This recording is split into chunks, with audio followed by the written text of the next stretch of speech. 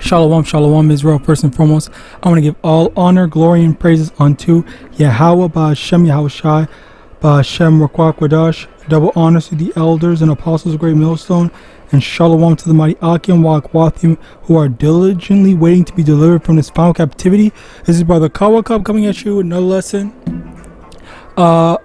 Luke chapter 8, verse 17, for nothing is secret that shall not be made manifest, neither anything hid that shall not be known or come abroad. So there are these new reports that I just saw, and first things first, please, before I say this, before I let the video play, I am not an expert on this. Whenever I do lessons on this, I'm not the best place. I'm only here to attempt to break the news down to you, all right, while also simultaneously being excited and happy that we are that much closer to the end.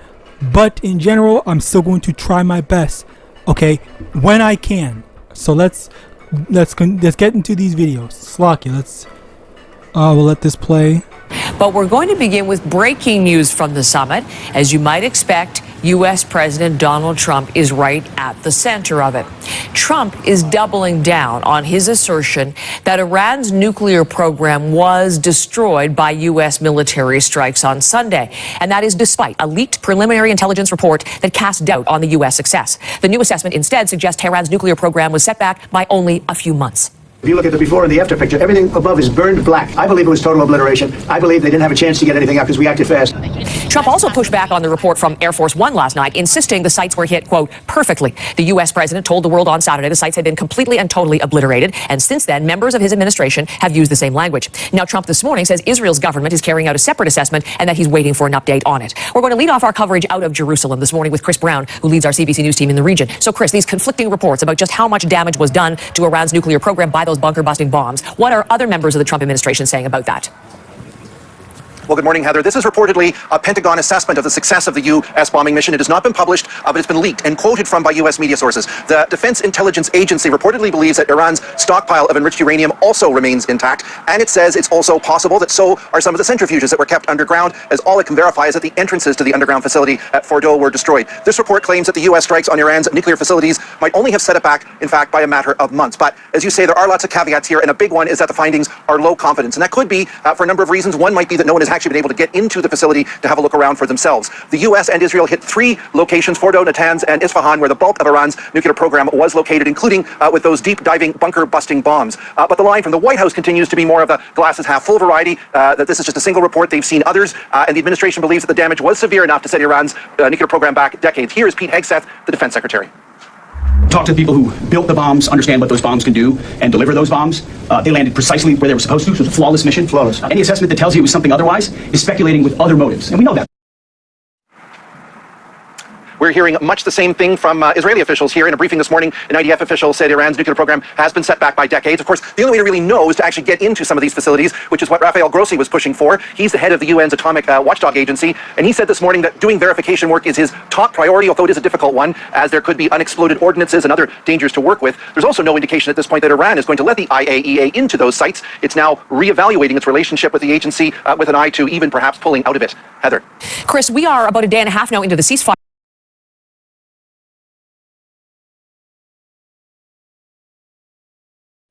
Slakia. Alright, so basically, yeah. So first things first, let's address it. So basically, they were saying that the attacks basically set them back, or there was claims from 2 places, America and its ally, that were saying that they set them back decades. Okay, so like they're not a threat anymore. Okay, and then basically, also for Slakia, first it was Trump saying it was completely obliterated. Then next they were saying that, okay, well, they were set back decades, and then now there were suggestions that was saying that it might just be a few months. So there's no actual way to check, but yet there is this heavy assumption from DJT's team that says that, okay, yeah, this is completely done. We're over.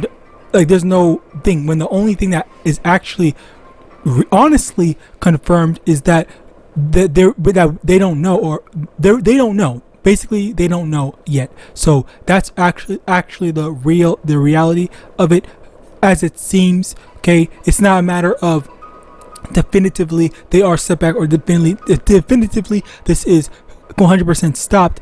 It's actually unknown. The timeline is unknown. And Yahawadah, I'll say Yahawadah, I was about to say something wrong, but Yahawadah, it's only a few months, or it's less than a few months, because I wholeheartedly believe, okay, but at the same time, this is, again, it's not confirmation. I'm not saying that in a few months we're going to see nuclear war. No, I'm not saying that. I'm just saying in general, Yahawadah, which Yahawadah basically means Yahweh, and that Yahweh being the name of the Heavenly Father, and Ratazah meaning willing or will. All right, Yahawadah, it is the best case scenario, which is it's only a few months, or it's only a few days, weeks, whatever the shortest amount of time is, okay, for stuff to start popping off once again. All right, now so let's continue on. This next one, I'm not gonna let these videos play. If you want to check them, you can go check them out yourself, but I'm not even gonna bother to put, well, here, I'll put them in the description. But let's watch his videos. So Donald Trump and all of his MAGA minions, many of his MAGA minions, I guess I should say, have been lying to the country for days. They have lied to all of us over and over and over again. Iran's key nuclear enrichment facilities have been completely and totally obliterated. Those pilots hit their targets. Those targets were obliterated. We have obliterated the Iranian nuclear program. We are confident, yes, that Iran's nuclear sites were completely and totally obliterated. Iran's nuclear program has been completely and totally obliterated. I feel like maybe they had a note card that said obliterated on it, and they gave it to all those people and made them say it. Who knows? But that was the message from the Trump administration since Saturday night. Clearly, that's what they kept saying over and over and over again. Even, by the way, as top members of the military, including high-ranking people within this administration, were saying it was too early to make an assessment. Because it is too early to make, was too early to make an assessment. And now here are the headlines from this afternoon. Here's one from CNN. Early U.S. intel assessment suggests strikes on Iran did not destroy nuclear sites. From the New York Times, strikes set back Iran's nuclear program by only a few months, U.S. report says. That's according to an initial classified intelligence assessment, which reportedly found that the U.S. strikes on Iran's nuclear facilities, quote, did not collapse their underground buildings, and set back Iran's nuclear program by only a few months.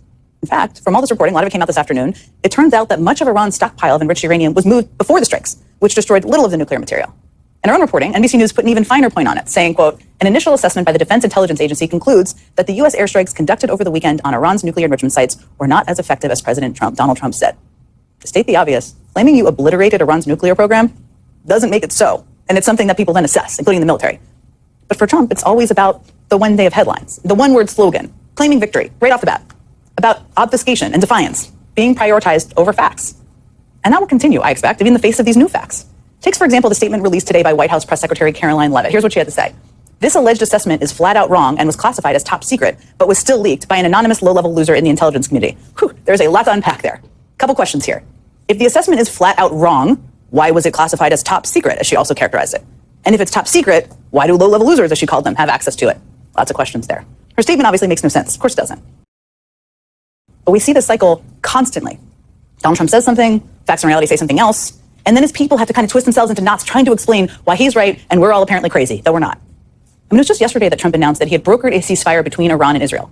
In fact, he was so confident in his negotiation skills that he told NBC News, quote, I think the ceasefire is unlimited. It's going to go forever. I don't believe they will ever be shooting at each other again. But that statement had a shelf life of a few hours, because Israel and Iran started firing at each other overnight, just a few hours after he said that. Even Trump couldn't deny that reality.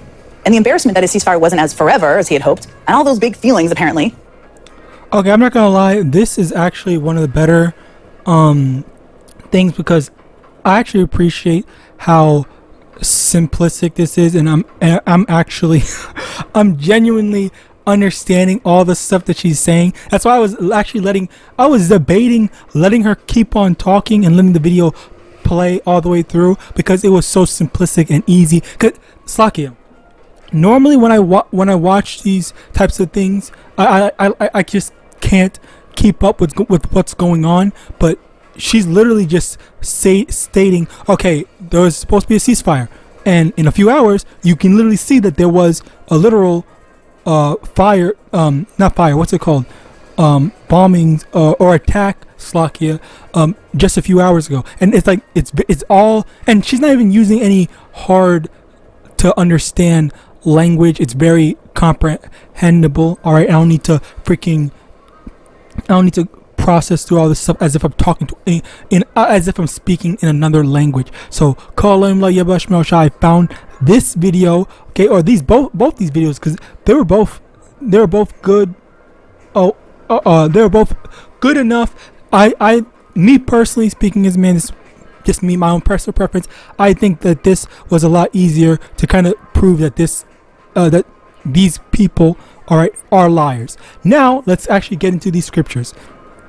And if this is the scriptural portion of the video, you can click off if you don't care, if you just came to hear about the news, but whatever. Anyway, continuing on, Job 13 verse 4, but ye are forgers of lies, ye are all physicians of no value. Okay, the forger of lie is Esau, Edom. Okay, the one that's going around making up all these lies, spinning lies as if he's spinning webs. Okay, entrapping people and telling people X, Y, and Z. Oh yeah, we're all gonna be at peace. We're gonna be peace. Everything's gonna be good. Everything's gonna be nice. And then what's gonna happen next? 1 Thessalonians chapter 5 verse 3. For when they shall say peace and safety, then sudden destruction cometh upon them as travail upon a woman with child, and they shall not escape. And this is one of the big things. One of the biggest. So it's like this is one of the big things of people thinking. The American people, the Babylonians, the Babylonians thinking, oh yeah, we're safe, we're good, all right. And then also, actually, let's go back to this for a second. Look at this. This is 700,000 in 9 hours, and 30,000. Oftentimes, people don't really, Obviously, there's some people that, oh wow. Oftentimes, people don't really. Oftentimes people don't really pay attention to this stuff. I don't even think that this type of news reaches a million. I could be wrong, but let me just double check. Okay, I want to see if this actually if there's some Trump news that reached a million.